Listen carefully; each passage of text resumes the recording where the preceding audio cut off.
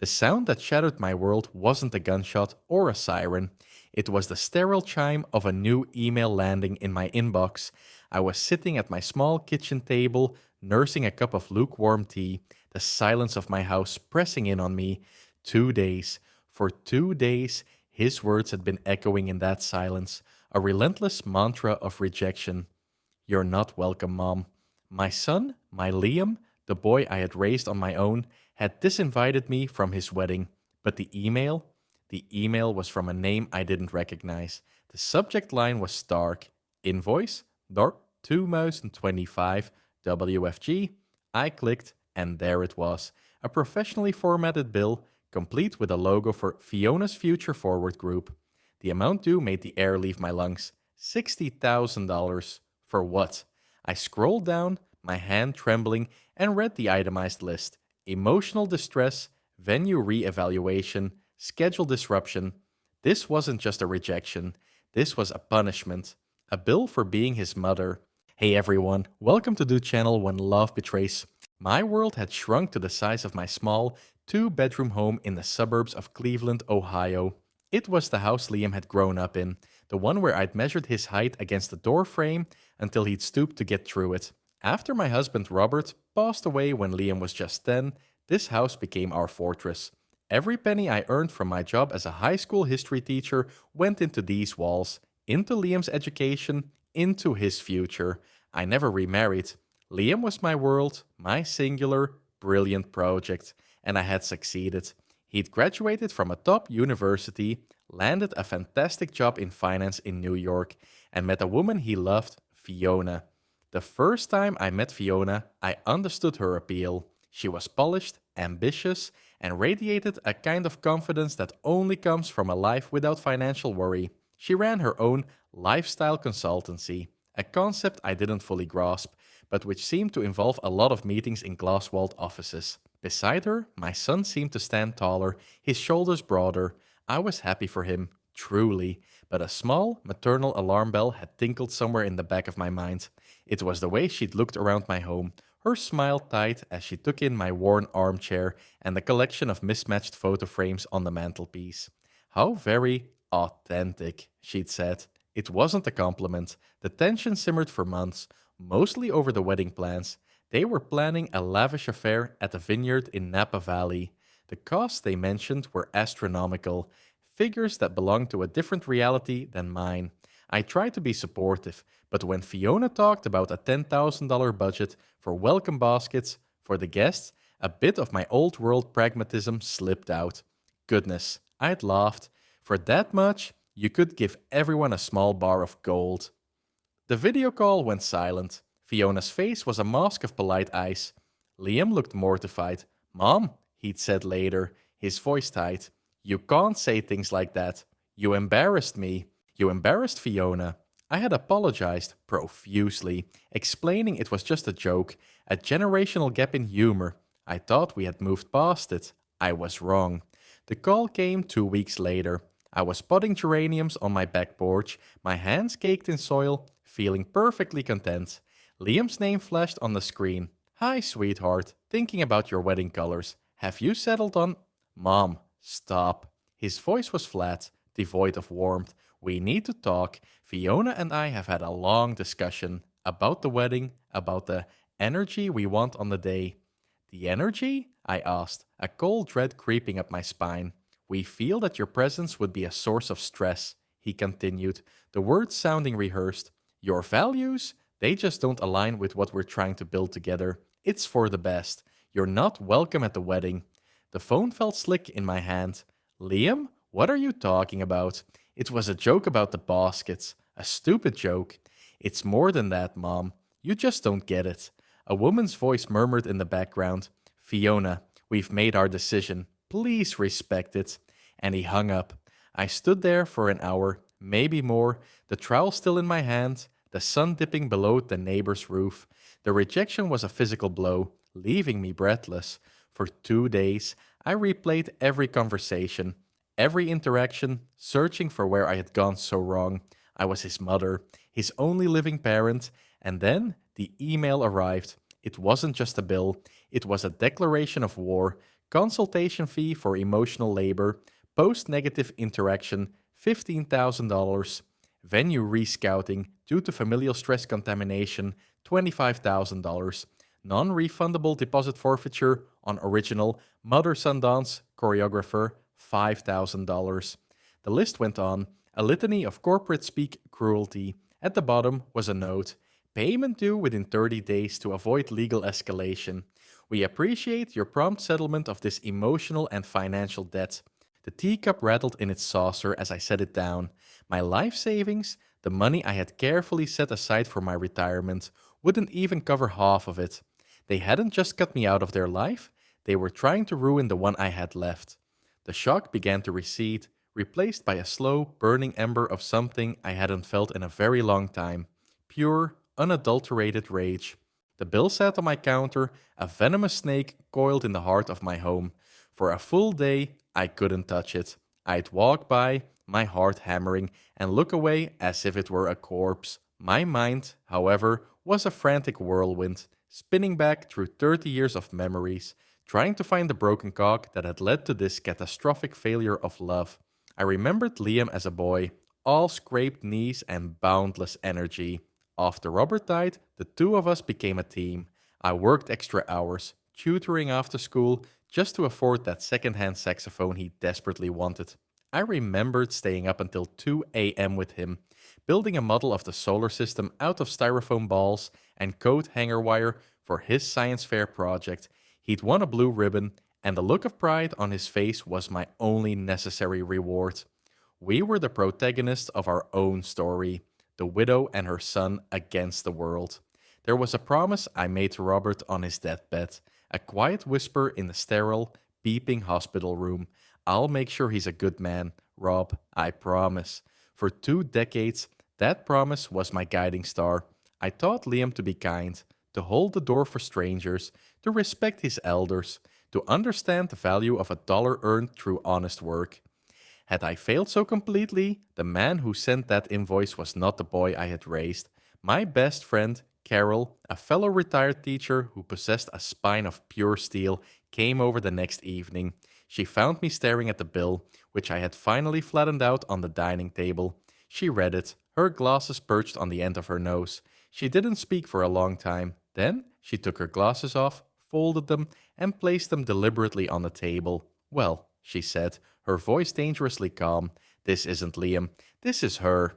He sent it, Carol. His name is tied to her company on the letterhead. Eleanor, that boy worshipped you. He held your hand crossing the street until he was 12. This level of sophisticated cruelty, this monetization of pain, this has Fiona's manicured fingerprints all over it. Carol's words helped clear some of the fog. She was right. The language of the invoice, synergistic disruption, emotional asset management, it sounded like a business proposal from hell. It was Fiona's world, not Liam's, but that only answered who. It didn't fully answer why. Then I remembered. The weekend they'd announced their engagement. They had come to visit, and I'd been so thrilled I'd cooked all of Liam's childhood favorites. Pot roast, mashed potatoes, apple crumble. Fiona had picked at her food, smiling that tight smile. Later that evening, I'd found her in the living room, looking at the photos on my mantelpiece. There were dozens of them. Liam at his graduation, Liam with his father on a fishing trip, a baby picture of him wrapped in a blue blanket. You've kept everything, she'd remarked. Of course, I'd said proudly. They're my memories. She tapped a long, painted fingernail against a photo of me and Liam at Disney World. Me looking exhausted but happy. Him grinning with a giant ice cream. Liam told me you cashed in some of your retirement bonds for this trip.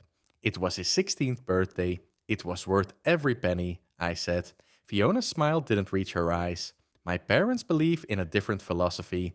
They call it empowerment through self-reliance. They taught me that emotional bonds shouldn't become financial liabilities. We love each other, of course, but we maintain clean, energetic, and fiscal boundaries. At the time, I dismissed it as the strange babble of the ultra-rich. Now, her words came back to me with chilling clarity. Financial liabilities, clean boundaries. She wasn't just marrying my son, she was acquiring a new asset and, In her view, I was a liability that needed to be written off. My joke about the welcome baskets wasn't the cause, it was the excuse. It was the breach of contract she needed to invoke her twisted philosophy. The $60,000 wasn't just a punishment, it was a severance package, a bill for services rendered in raising the man she now wanted to own, free and clear of all prior attachments. I looked at Carol. The grief in my chest was still there, a heavy, cold stone, but now it was accompanied by a flicker of righteous fire. She thinks she can buy my son's past from me, I said, my voice low. She thinks she can send me a bill for my own life. Carol picked up the invoice. Then I think it's time we sent her a response. The first rule of battle is to know your enemy. For the next 48 hours, my quiet suburban home became a war room. Carol, a surprisingly adept strategist for a woman whose greatest prior conflict was with the school board over library funding, was my general. The enemy wasn't just Liam and Fiona. It was the insidious philosophy that Fiona represented. Our weapon of choice, the one thing I had in abundance, the truth. My initial instinct was to call a lawyer, to fight fire with legal fire. No, Carol said firmly, tapping the invoice. This isn't a legal document, Ellie. It's an instrument of intimidation. It's designed to make you feel small, old, and powerless. A lawyer's letter will just be a response they expect. We need to do something they can't possibly anticipate. So, we began our reconnaissance. The invoice was from Fiona's Future Forward Group, LLC. A quick search online revealed a sleek website full of smiling, diverse millennials sitting on beanbag chairs. Their services were a masterclass in vague corporate jargon, life path monetization, curated relationship audits, boundary setting strategy. It was a company that charged wealthy people exorbitant fees to solve problems that didn't exist. Fiona was the CEO and founder. The About Us page featured a glowing photo of her, with a bio that mentioned her Wharton degree and a passion for optimizing human connection. There was no mention of Liam. She's keeping him separate, I noted. Her professional brand is pristine. Exactly, Carol said, and that's her weakness. Our plan began to take shape. It was audacious, terrifying, and felt more like something from a spy movie than a tactic for a 62-year-old retired teacher. We weren't going to fight the bill, we were going to accept it. First, I liquidated a small stock portfolio I had, left to me by my mother. It amounted to just over $8,000. It hurt to sell it, but it was a necessary war chest. Then I went to my bank and, with the help of a very confused but helpful teller, had the entire amount converted into $1 bills, all 8,000 of them. The bank had to order them in. 2 days later, I walked out with 2 heavy canvas bags. Next came the documentation. I spent an entire day in my attic, surrounded by dust motes, dancing in the single shaft of light from the window. I pulled out photo albums, home video cassettes, and shoeboxes full of mementos.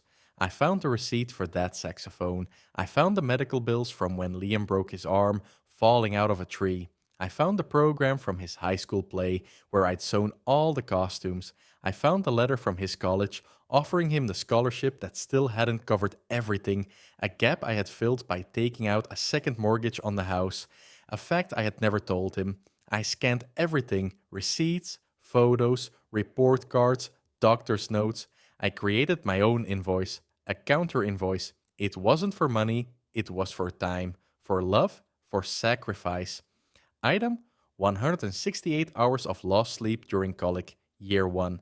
Item, 42 hours spent sewing a historically accurate, if slightly lopsided, Roman centurion costume, year 5 item. Approximately 820 hours spent driving to and from soccer practice, years 8-14. Item, 1 second mortgage on the family home to cover tuition shortfall, year 18th emotional cost, incalculable. The final piece of the plan was the most difficult. I had to get to New York and confront them, but not at their home, on her turf. Carol helped me book a flight and a hotel. She also helped me pack. We put the $8,001 bills into a sturdy carry-on suitcase. We printed my counter invoice on heavy cardstock. On the flight to LaGuardia, my stomach was in knots. This wasn't me. I was a woman who wrote stern notes on late assignments, not a woman who flew across the country to wage psychological warfare. But then I thought of Robert's promise. I thought of Fiona's cold, calculating eyes. This wasn't just about the money anymore. It was about the simple, profound, and non negotiable truth that a mother's love cannot be itemized, built, or sold. It was about defending the very memory of the boy I had raised. I landed in New York, the city air thick and humming with an energy that matched the frantic beating of my own heart. I took a taxi directly to a glass skyscraper in Midtown Manhattan. The directory in the lobby was sleek and digital. I touched the screen. Fiona's Future Forward Group, 34th floor. Pulling the heavy suitcase behind me, I stepped into the elevator, my reflection a pale, determined ghost in the polished steel doors. The ascent was silent, smooth, and terrifying. When the doors opened, I was looking at a set of glass doors etched with her company logo. My war room was now a battlefield. The reception area of Fiona's Future Forward Group was exactly as I'd imagined. Minimalist, sterile, and aggressively white. A young woman with a surgically precise haircut sat at a white desk, staring at a white computer. She looked up, her expression a careful blend of boredom and suspicion. "Can I help you?" she asked, her voice as colorless as the decor. "I have a delivery for Miss Fiona Carleton," I said, my voice steadier than I expected. "And a payment. My name is Eleanor Vance." The receptionist's eyes widened almost imperceptibly. My name was clearly on a list. "Miss Carleton is in a very important meeting." "I'm sure she is," I replied, giving her my most patient school teacher smile. "I'll wait." I sat on a low, backless sofa that was clearly designed for maximum discomfort. The suitcase sat at my feet like a loyal, heavy dog. 10 minutes passed, then 20. I could feel the hum of activity from behind the frosted glass walls of the offices. They were making me wait. Another small power play, but they underestimated a woman who had chaperoned teenage dances for 2 decades. I had an infinite capacity for waiting. Finally, a door opened and Fiona emerged. She was dressed in a severe dark pantsuit, her posture impeccable. She saw me and her polite corporate mask slipped for a fraction of a second, revealing a flash of pure fury. Behind her, trailing like a well-dressed shadow, was Liam. When he saw me, the color drained from his face. He looked exhausted, haunted. "Mother," he started, his voice a hoarse whisper. Fiona cut him off, striding towards me. "I don't know what you think you're doing, Eleanor. This is my place of business. You're trespassing." "Am I?" I said, getting to my feet. "I thought I was a client, or at least a debtor. I'm here to settle my account." I unlatched the suitcase and tipped it over. $8,001 bills cascaded onto the pristine white floor, forming a messy, glorious green mountain in the center of her minimalist temple. The receptionist gasped. Liam stared, his mouth agape. Fiona looked at the pile of cash as if I had dumped a truckload of manure in her lobby. "What is the meaning of this?" she hissed. "It's a down payment," I said calmly, pulling my own invoice from my handbag. "It's all I have. But I brought you something else." I held out the document. "This is my invoice. For the 30 years I invested in the asset you're trying to acquire. There are no dollar amounts because a life's work can't be quantified. But I've itemized the cost for you, the time, the worry, the love. You might call it pre-acquisition emotional equity." Fiona wouldn't take it. Liam, however, took a hesitant step forward and took the paper from my hand. His eyes scanned the lines. I saw his gaze linger on the entry about the second mortgage. His shoulders slumped. "This is insane," Fiona spat, her voice trembling with rage. "This is harassment." "No," I said, looking past her directly at my son. "This is what love looks like. It's messy, it's inconvenient, it's not clean. It's not a business transaction, it's a house with mismatched photo frames and worn out armchairs because the money went to saxophone lessons and college tuition.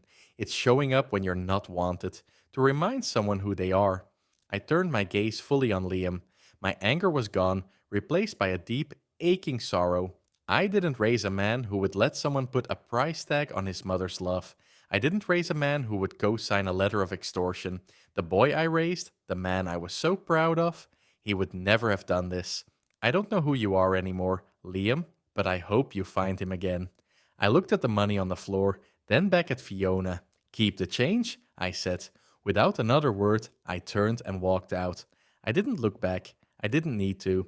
I could feel the weight of my son's stare on my back, and for the first time in this whole nightmarish ordeal, it felt heavy with something other than coldness. It felt heavy with the first cracks of doubt. As the elevator doors closed, I saw him still standing there, holding my invoice, a ghost haunting the ruins of his fiance's perfect, white world. The flight back to Cleveland was a blur. I felt hollowed out, drained of every emotion. I had fired my only shot, and I had no idea if I had hit the target or simply blown a hole in my own life. I arrived home to an empty house that felt emptier than ever before. Carol came by and I recounted the story. She held my hand and told me I was the bravest woman she knew, but I didn't feel brave. I felt profoundly alone. I spent the next 3 days in a state of suspended animation, expecting a lawsuit, a restraining order, or at the very least, a furious phone call. Nothing came. The silence from New York was absolute, a black hole that seemed to swallow all hope. I started going through the motions of packing up my life, looking at retirement brochures for smaller, cheaper towns. The house, once my fortress, now felt like a mausoleum of memories of a boy who no longer existed. The $60,000 bill was gone, but the price had been my son. On the fourth day, I was pruning the dead heads off my rose bushes when a car pulled into my driveway. It wasn't a sleek German sedan like Fiona's. It was a simple rental car, a Ford Focus. The driver's door opened and Liam got out. He was alone. He wore simple jeans and a crumpled t-shirt, looking younger and more vulnerable than I had seen him in years. He didn't come to the front door. He walked around the side of the house, to the garden, and stopped a few feet away from me. His eyes were red-rimmed. "Hi, Mom," he said, his voice thick. I put down my shears. I didn't know what to say, so I said nothing. "I read your invoice," he began, his gaze fixed on the ground. "Over and over. I never knew about the second mortgage. You weren't supposed to," I said quietly. "It wasn't a debt to be repaid. It was a parent's choice." "After you left," he continued, his voice cracking, "Fiona lost her mind. She started screaming about brand damage, about how you had humiliated her. She called her lawyer. She wanted to sue you for everything you had." He finally looked up at me, and I saw the raw shame in his eyes, and all I could think about was that picture on your mantelpiece.